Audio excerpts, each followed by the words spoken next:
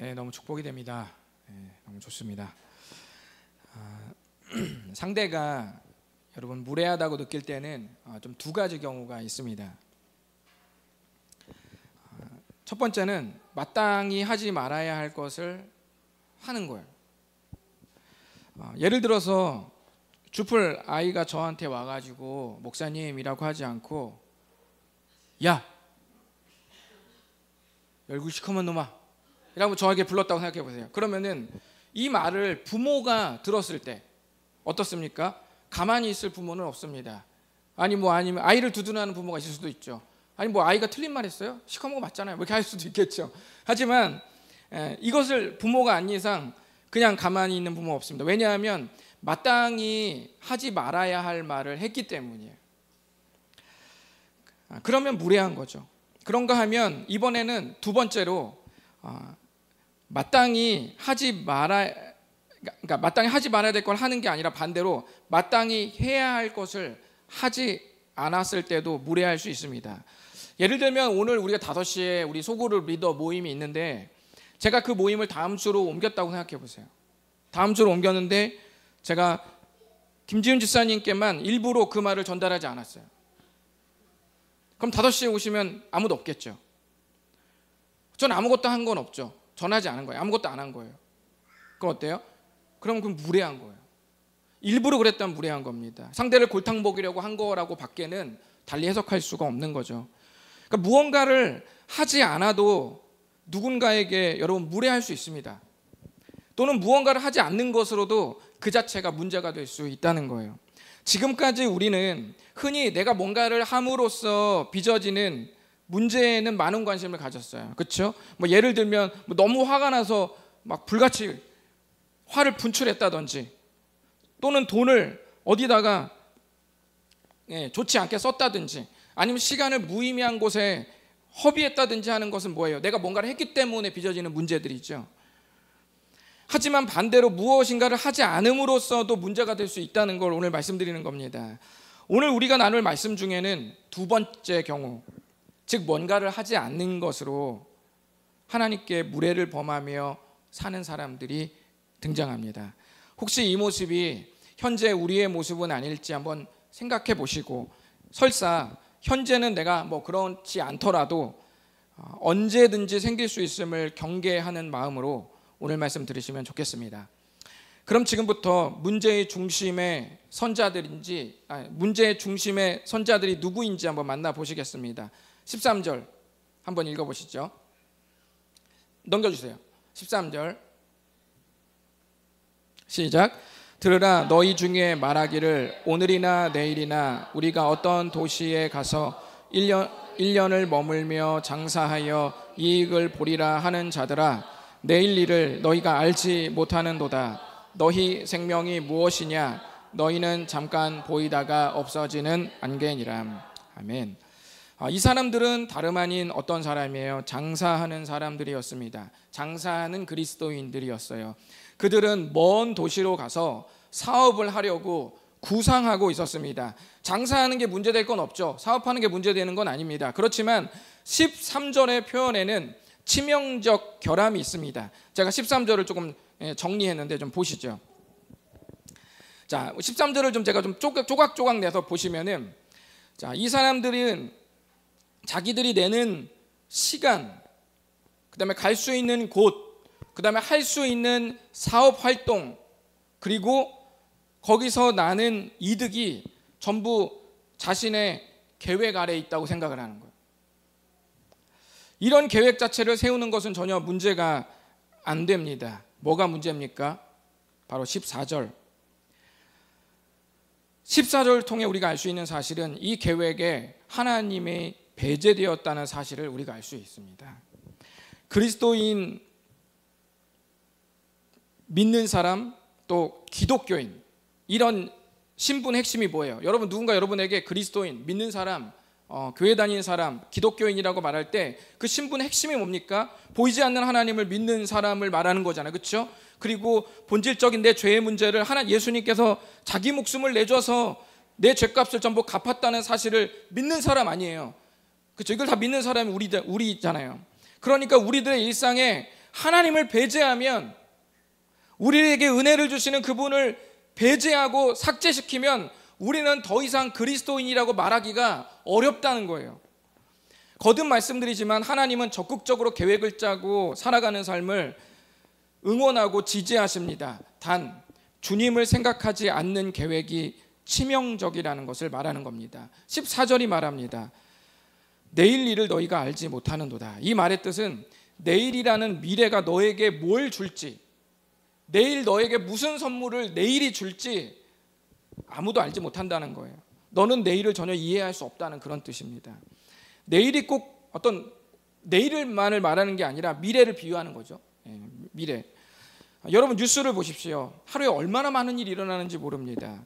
그런데 이런 삶이 진짜 신기한 일을 만들어내는 거예요. 잘 보시면 야고보서 2장에 우리가 어떤 말씀을 나눴냐면 믿음에서 확신을 갖지 못해서 행동하지 않는 신앙을 경고했죠. 그렇죠? 믿음과 행함이 분리되잖아요. 원래 믿으면 움직이는데 행동하는 신앙이 돼야 되는 게 자연스러운데 믿음에서 확신을 갖지 못하니 행동하지 못하는 신앙을 야고보가 보면서 그것은 자연스럽지 않다라고 경고했잖아요. 기억나시죠? 혹시나 이 부분을 읽으시면서 뭐 나는 그럼 지금 잘 행동하지 못하니까 애초에 나는 안 믿는 사람이었네. 아이고 그렇구나. 뭐 이렇게 느껴지는 사람은 어때요? 야고보서를 잘못 읽는 사람이라고 했죠. 그런 사람들은 지난 설교를 한번 다시 한번 들어보시기 바랍니다. 아무튼 하나님을 믿는 믿음으로도 확신을 갖지 못하던 사람이 갑자기 야고보서 4장에 오면은 어때요? 내 계획에는 엄청난 확신을 갖고 과감하게 행동하는 인생을 살더라는 거예요. 진리의 주님, 막 나의 구원의 주님을 외쳤던 그 주님께는 확신을 갖지 못하던데, 그 믿음 안에서는 확신을 얻지 못하던 자가 자기가 세운 계획에는 엄청난 이 적극성이 생기더라는 거예요. 그러면서 과감하게 행동에 막 옮기는 거예요. 이 삶이 바로 불확신을 불같이 확신하는 사람들이에요. 다시 한번 말씀을 보시면, 한번 넘겨주실래요? 네, 보시면 제가 보여드린 대로 네 가지 계획 중 확신할 수 있는 것이 여러분 있어요? 보세요. 네 가지 계획 중에 확신할 수 있는 것. 제가 보면 첫 번째 여러분 보시면, 제가 목사님들과 2박 3일 행사를 1년에 2번 크게 전국적으로 하는데, 그때 제가 항상 보면은 2박 3일 중에 도중에 예기치 않게 가시는 목사님들이 반드시 생깁니다. 그분들이 왜 가시냐면 성도님들에게 무슨 큰일이 생겨요. 그러면 모든 걸 올스톱하고 그냥 가십니다. 교회로. 과연 우리가 뭔가를 하기 위해 떼어놓은 시간을 정말 그 목적을 위해 쓸 수 있다고 여러분 확신하세요?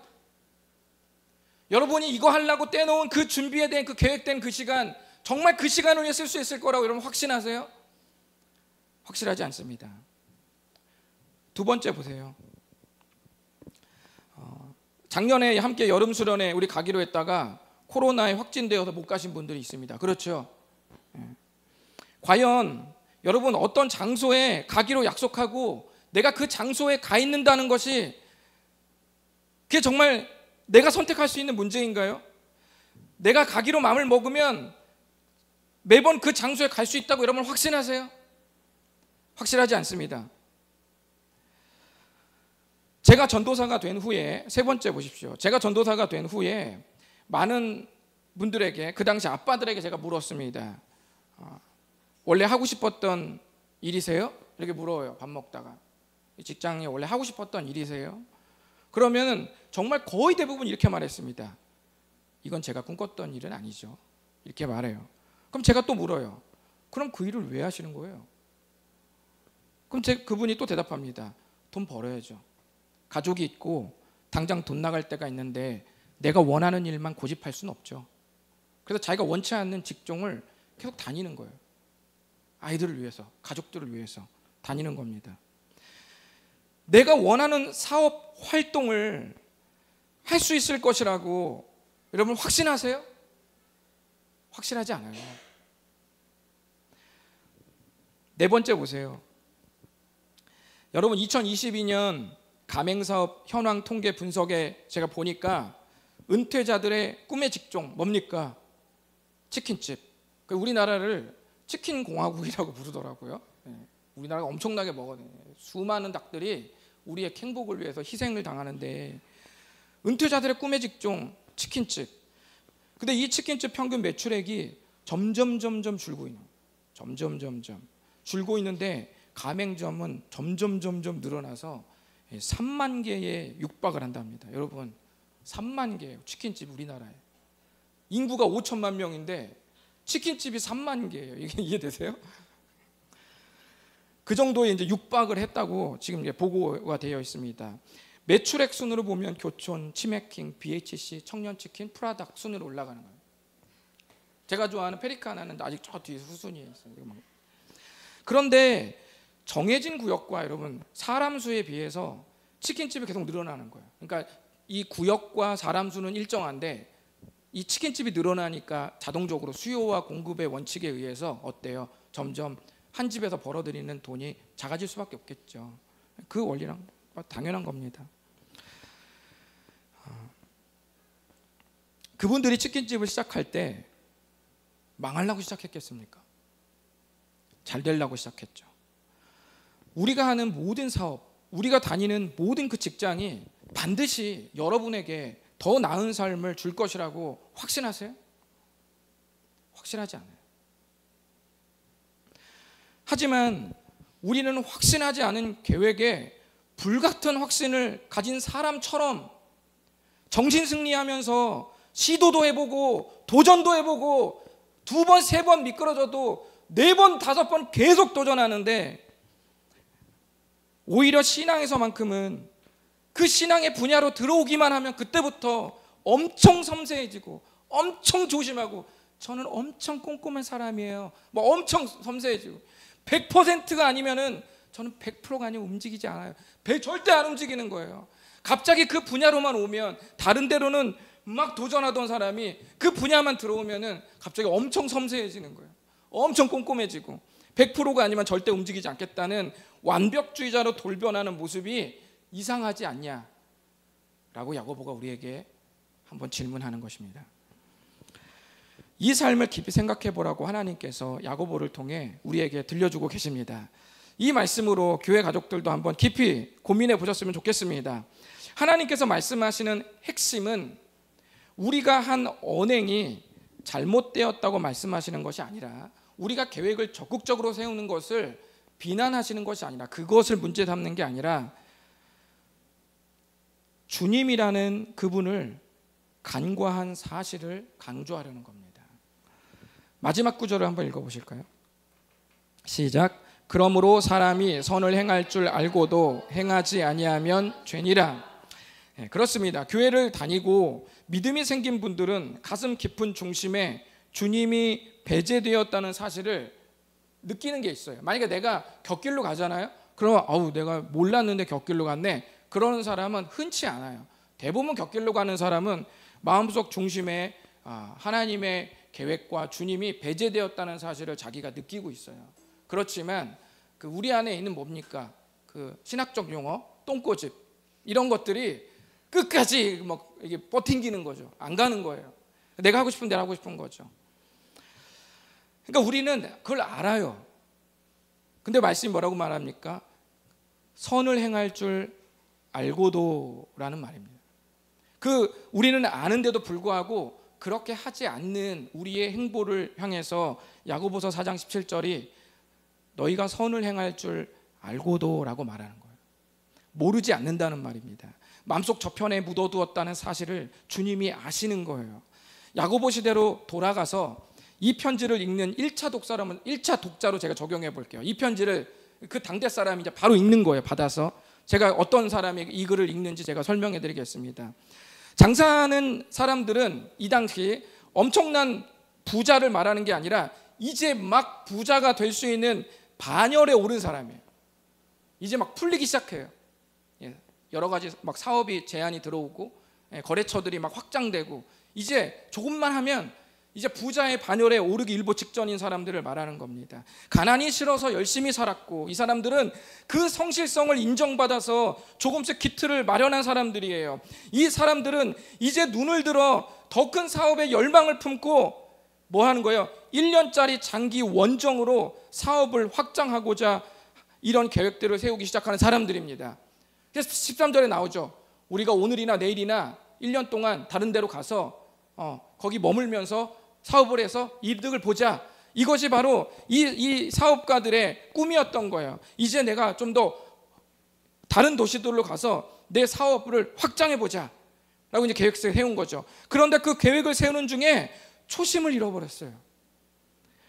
내가 지독하게 가난할 때 주위를 둘러봐도 누구 하나 나에게 도움 주지 않을 그 지독하게 가난한 그 시절에 그 사람이 생각하는 거예요. 머릿속으로 내가 나중에 경제적으로 진짜 나아지면 꼭 주변을 돌아봐야지. 내가 지독하게 가난할 때 아무도 나를 돌아보지 않았던 이 서름, 이 답답함, 내가 인지하고 내가 나중에 조금이라도 돈을 벌고 괜찮아지면 반드시 다른 사람을 돌아봐야지 라고 생각하면서 믿음 가지고 이를 악물고 달려든 거예요. 그러니까 그 열심히 살고 성실성이 이제 결과로 나타나서 부자가 되기 일보 직전이 됐어요. 근데 초심을 왜 잃어버렸습니까?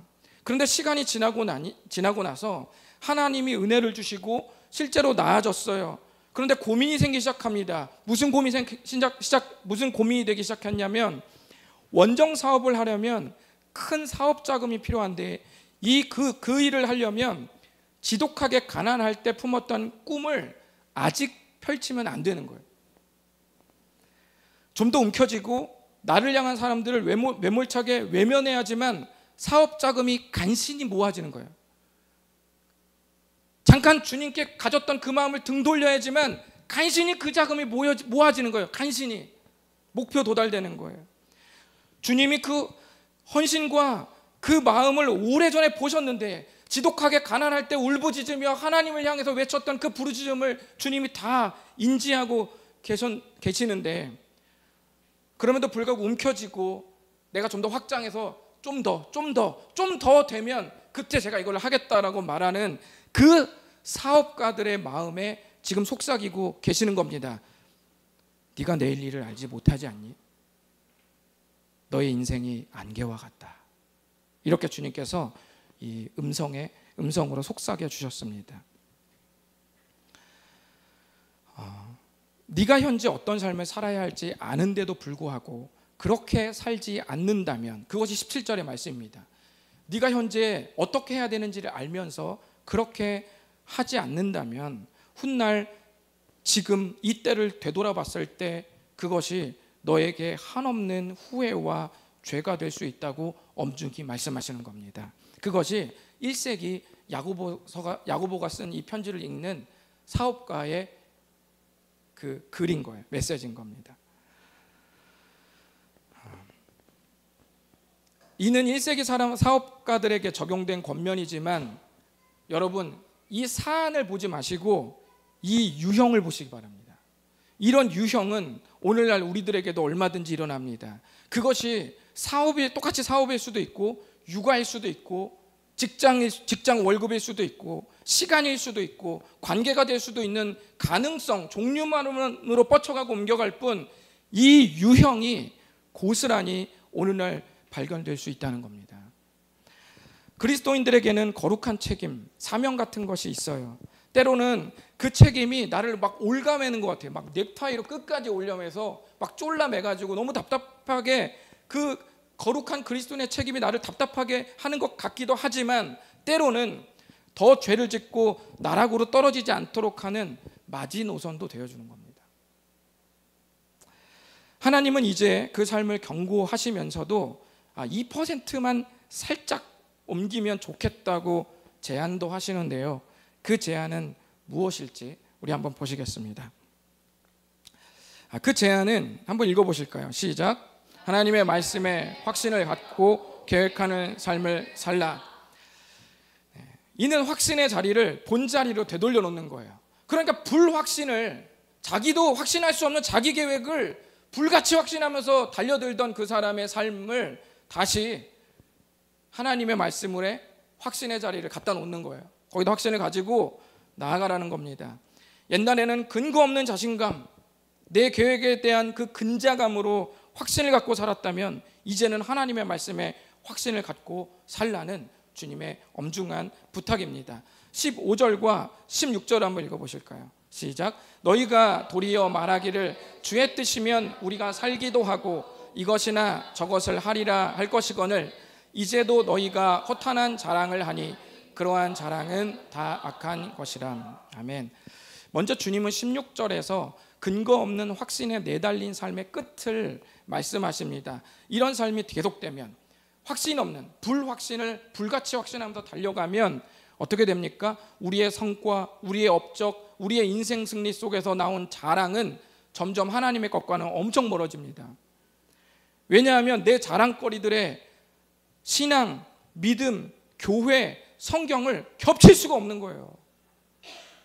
그걸 겹치면 너무 이질적이기 때문입니다. 여러분, 집에서 누가 잘못하잖아요. 근데 누가 그거 물어보면 뭐라 그래요? 딴청하죠. 어떻다는 거예요? 그게 이게 딴청하요. 왜 그래요? 겹쳐봤더니 안 어울리는 거예요. 그러니까 사람은 본능적으로 딴청 부리는 거예요. 거짓말하고. 왜냐면 부끄럽거든요.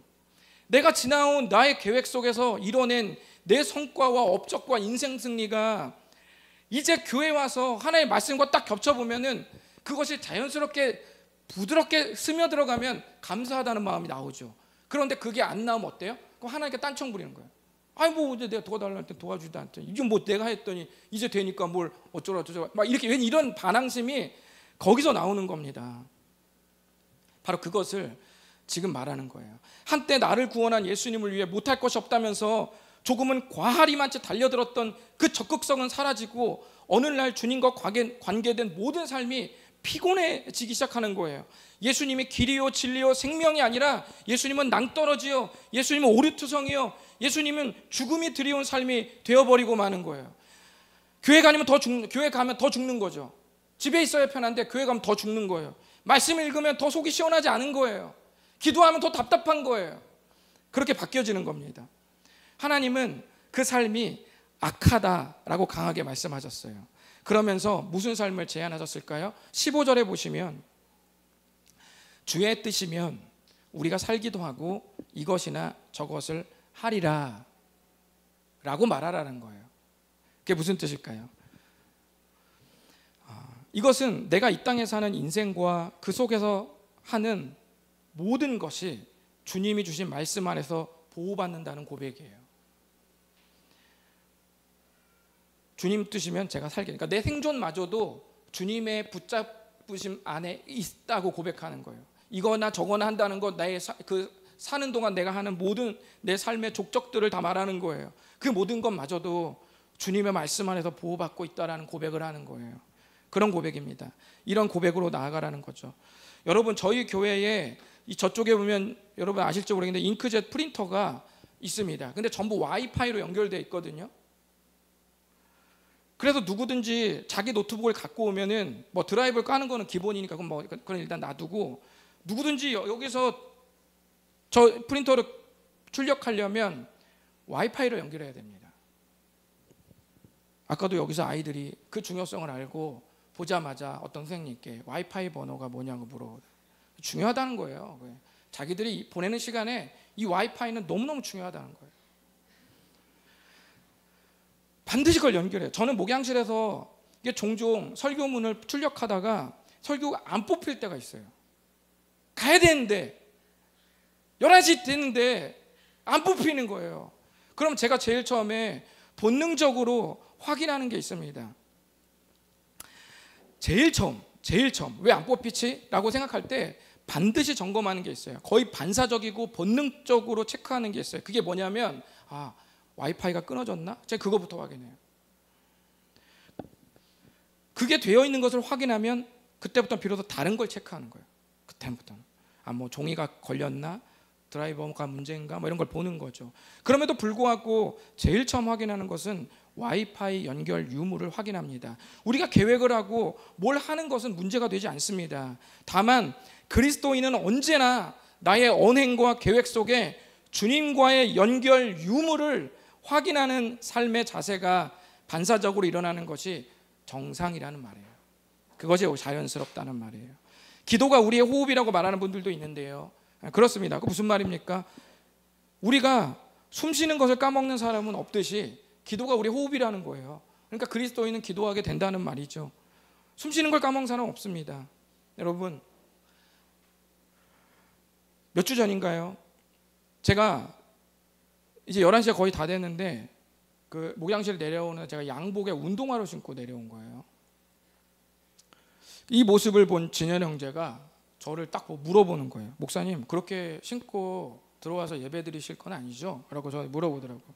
처음에는 무슨 말인지 모르다가 이제 갑자기 느껴졌어요. 이제 그래도 뜨끔했습니다. 그러나 저는 목사기 때문에 태어난 척으로 연기했어요. 아, 그럼 당연하지, 무슨 말이야, 발이 불편해서 그런 거야. 쓸데없는 걱정을 한다는 듯이 그 질문을 튕겨냈습니다. 그런데 그건 쓸데있는 질문이었어요. 저는 살며시 문을 열었습니다. 그리고 교회 앞에 아무도 없음을 확인하고 빛의 속도로 3층으로 301호로 올라갔어요.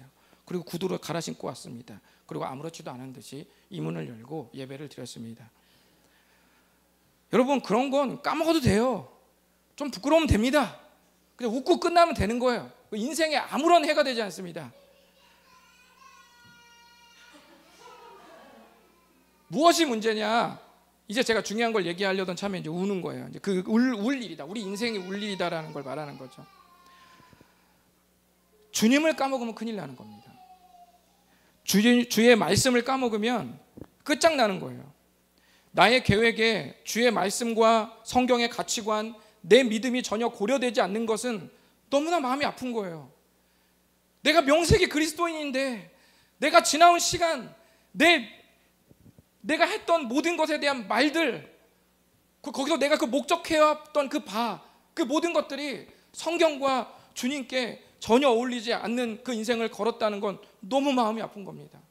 그 믿는 사람의 마음에서는 정말 너무너무 수치스럽고 괴로운 거예요. 여러분, 그것을 빼먹는 것은 정말 큰일 나는 거예요.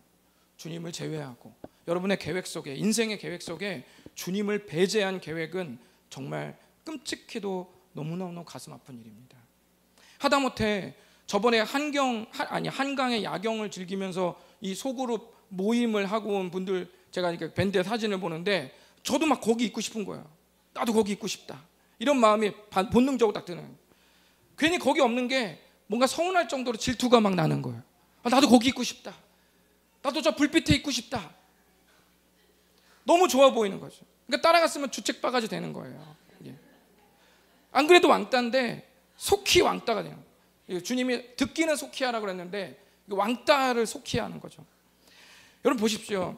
내가 없다는 사실, 내가 그 자리에 내가 없다는 사실도 괜시리 서운한 마음이 들 정도인데, 마땅히 계셔야 할 분, 나의 죄와 자기 생명을 맞바꾼 영원한 나의 주, 마땅히 계셔야 하는 그 곳, 마땅히 계셔야 하는 그 계획, 마땅히 계셔야 하는 그 시간에 그분이 계시지 않는다는 사실이 얼마나 우리에게 충격적인 사건인지 여러분 인식하기를 바랍니다. 그분의 가치가 묻어난 삶을 살아내고 그 삶에 땀 흘리는 수고를 하더라도 그 수고가 값지다고 여기는 그리스도인이 되라고 주님이 말씀하시는 거예요. 여러분, 교회를 다녀도 아주 편하지는 않습니다. 그리고 개인주의 사회에 교회에 와서 여러 명이 묶여서 반나절 이상을 보낸다는 건 너무너무 어려운 일이에요. 오늘날 시대 정말 어려운 겁니다. 말하고 싶지 않아도 말해야 되고, 커피 안 먹고 싶어도 커피 마실래요? 그러면 가요. 이렇게 되는 거죠. 그게 우리의 처한 현실인 거예요. 그리고 내가 막 말 안 하고 싶은데 내가 말 안 하면 3초간 뮤트가 되는 거예요. 휑 하면서 바람 소리 나면 또 말해야겠네, 또 해서 저기 있잖아요, 또 말을 걸고, 막 이런 현상들이 그 테이블들에서 일어날 때 무슨 생각해요? 빨리 집에 가고 싶다. 빨리 집에 가서 씻고 이제 그냥 좀 선풍기 바람 쐬면서 나 혼자 넷플릭스 보고 싶다. 드라마 보고 싶다. 이런 생각하는 거예요. 피곤하고 싶지 않다. 그게 우리의 전혀 쉽지 않죠. 안 힘든 거 아닙니다. 그런데 이런 게 있잖아요. 여러분, 정말 무의미한 걸 할 때 우리가 힘든 거지, 수고하고 땀 흘리고 어려운 걸 한다고 그게 힘든 건 아니잖아요. 하고 난 다음에 그게 무의미하고 무쓸모, 의미 없는 행동이 됐을 때 그것이. 근데 여러분께도 여기서 드리는 시간은 무의미하지 않다. 그거를 여러분께 말씀드립니다. 여러분이 조금 답답한 순간에 건넨 그 안부나 그 말들, 나눴던 대화들 속에서 기뻐하는 사람들이 있는 거예요. 충전받는 사람들이 있어요. 여러분들은 기가 빨렸지만 물리학의 법칙에 의해서 빨린 기는 누구한테로 흡수되는 거예요. 여러분이 오늘 이 주일을 보내시고 집에 가셔서 왜 이렇게 기가 빨렸지? 그러면 누군가 큰 회복을 경험했다고 여러분 생각하시기를 바랍니다. 그것이 이 자연계의 물리학 법칙을 우리가 인정하고 사는 그리스도인의 삶입니다. 1859년에 여름, 찰스 블론딘이라는 사람이 세계 최초로 이 나이아가라 외줄타기 고개에 도전했습니다. 현장에 수많은 사람들이 몰려들었어요. 48m 높이의 밧줄을 설치했고 그는 18kg 무게의 이 장대로 이렇게 들면서 균형을 잡으면서 밧줄 위를 걸으며 폭포를 왔다 갔다 건너갔습니다. 그런데 찰스 블론딘이 몇 가지 묘기를 막 선보인 후에 한 사람을 등에 업고 폭포를 건너는 고난도의 묘기를 준비하고 있었습니다. 그가 관중을 향해 소리쳤어요. 여러분들은 내가 이 사람을 등에 업고 이 폭포를 건너갈 수 있다고 믿습니까? 관중들은 소리쳤습니다. 믿습니다! 이렇게 소리쳤어요. 그러자 블론디는 그럼 내 등에 업혀서 나와 같이 이 폭포를 건널 사람 한 분만 나와주시기 바랍니다 라고 외쳤습니다. 그러자 몰려든 사람 중 믿습니다라고 환호성을 쳤던 그 누구도 찰스 블론딘 앞에 나오지 않았습니다. 그러자 찰스 블론딘이 그중 한 사람을 이렇게 가리키면서 당신은 나를 믿습니까? 라고 물었습니다. 그 사람의 이름이 해리 콜코드라는 사람인데 그가 말했어요. 나는 당신을 믿습니다. 그리고 앞으로 나와서 찰스 블론딘의 등에 몸을 맡겼습니다. 그런 후에 조심스럽게 그러나 능숙하게 해리 콜코드라는 사람을 등에 업고 폭포를 건넜어요. 그러자 관중들이 환호를 또 했습니다.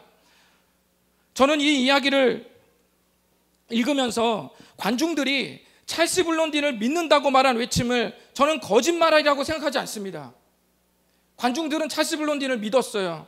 그럼 그들의 믿음과 해리 콜코드라는 사람의 믿음은 왜 다를까요? 그것이 비밀입니다.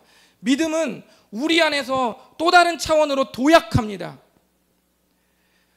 똑같은 믿음을 갖고 있지만 그러나 그 믿음의 넘버링은 없지만 그 믿음이 도약한다는 거예요. 이것을 기독교 가치관에선 성숙한다라고 표현합니다. 믿음의 도약이 일어나는 거예요. 교회를 오래 다닌 것이 믿음의 도약, 성숙이 아니라 믿음의 도약이 차곡차곡 일어나는 그 역사를 내 안에서 경험되는가가 성숙의 잣대입니다. 도약이 일어나지 않으면 그 사람은 30년을 다녀도 아직 젖을 먹으면서 살아야 할 사람인 거예요. 교회 문화에 완벽 적응했어도 그 사람은 믿음의 도약이 없었던 사람은 성숙한 사람이에요. 그 사람은 찰스 블론딘이 외쳤을 때 믿는다고 말하지만 앞에 나아갈 수 없는 사람입니다. 그 관중 중에서 성숙한 사람은 해리 콜코드 한 사람밖에 없는 거예요. 그럼 해리 콜코드라는 사람은 왜 남들과 달리 찰스 블론딘의 등에 업힐 수 있었을까요? 그것은 바로 찰스 블론딘과의 관계 때문입니다. 사실 해리 콜코드는 찰스 블론딘의 매니저였습니다. 매니저로서 콜코드는 찰스 블론딘 곁에서 그 사람이 수없이 많은 세월 동안 줄타기를 하는 그 모습을 봤어요. 특별한 관계 안에서 실패 없는 고개를 펼쳐내는 그 찰스 블론딘을 수도 없이 경험했습니다. 우리의 모든 계획들이 주님과의 관계 안에서 경험되어야만 그 경험이 우리를 살릴 수 있습니다. 주님 안에서 경험된 경험이어야지만, 주님 안에서 세워진 계획이어야지만 그 계획을 통과한 경험이 우리 안에서 우리를 살릴 수 있다는 말입니다. 그 경험이 믿음을 도약시켜요. 편중된 경험, 내가 개인적으로 한 특별한 경험 있죠. 주님 없는 특별한 경험은 과도하게 나를 자만하게 만들거나 과도하게 내 자존감을 무너뜨릴 수 있습니다. 그러나 주님 안에서 경험되는 경험은 설사 그것이 고난의 시험일지라도, 야고보서 1장에서 말한 것처럼 그게 고난의 시험 중한 엄중한 무거운 경험일지라도 믿음의 시선 속에서 다른 각도로 돌려 재해석되면서 삶의 질을 높여줄 믿음의 시련이 된다는 것입니다. 우리는 성경 속에서 수많은 경험들을 읽고 또 경험합니다. 그것이 성경의 위인들 또는 저 사람, 이 집사님, 저 집사님이 경험한 수많은 그렇게 그분들에게 일어난 사건으로 내가 귀로 들을 때는 아하, 그렇구나, 끄덕끄덕, 그렇게도 잘도 넘어가면서도 정작 그 신앙, 그 사건, 그 믿음을 오늘 이 시간 나에게 적용할 때는 갑작스레 잠잠해지고 지독하게도 고집스러운 자아로 끝끝내 성경을 나에게 적용시켜 보려 하지 않는 그 모습을 오늘 이 시간 뿌리가 뽑혀지는 역사가 있었으면 좋겠습니다.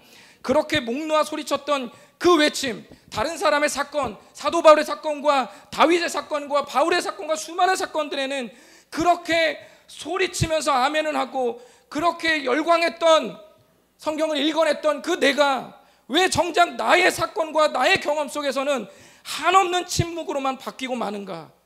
거룩한 질문 앞에 서서 이제부터라도 앞으로 여러분의 모든 계획에 신앙, 믿음, 성경, 예수 그리스도를 넣어보시며 그 경험 속에서 새로운 믿음의 도약을 이뤄내 보시는 건 어떻겠습니까?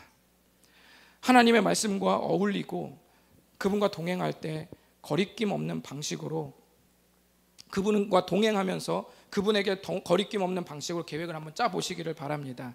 반드시 그 경험을 성령님께서 바르게 쌓게 하셔서 그 경험이 여러분을 살리게 만드실 줄 믿습니다. 다 같이 읽어보실까요? 시작. 또 무엇을 하든지 말에나 이래나 다 주 예수의 이름으로 하고 그를 힘입어 하나님 아버지께 감사하라. 기도하겠습니다. 주님께 잠시 기도할 때 주님 없는 것 같은 경험과 계획을 세우는 나의 연약한 부분이 주 앞에 있습니다. 어떤 사람은 관계에 주님이 없을 수 있고, 어떤 사람은 사업과 직장을 다닐 때 주님이 없을 수 있습니다. 어떤 사람은 가정에서 주님이 없을 수 있습니다. 어떤 사람은 내가 하는 분야에 주님이 없을 수 있습니다. 어떤 사람은 정말 내 기질과 내 성향에 맞닥뜨려졌을 때, 그거에 반하는 어떤 상황이 닥쳤을 때 그때는 주님이 사라질 수도 있습니다. 사람들마다 주님이 사라지는 그 장소, 주님이 사라지는 그 사건, 주님이 사라지는 그 종류는 사람들마다 다양합니다. 여러분은 어떤 겁니까? 여러분은 뭡니까? 기질입니까? 사건입니까? 관계입니까? 사람입니까? 직장입니까? 아니면 가정입니까? 이 시간 주 앞에 주님, 특별히 저에게는 이 부분에 있을 때, 이 부분에 있어서 계획을 세울 때 주님이 사라지고 맙니다. 주님 없는 계획을 수립하게 됩니다. 주님 도와주십시오. 나의 모든 계획 속에 주님이 담겨지기를 원합니다. 주님의 계획 속에서, 주님 안에서 내 계획이 통과되어지고 경험되어져서 그 경험이 나의 믿음의 도약을 일으키기를 원합니다. 주님, 성숙한 그리스도인이 되게 해주시옵소서. 다 같이 기도하시면서 주 앞에 나아가시겠습니다.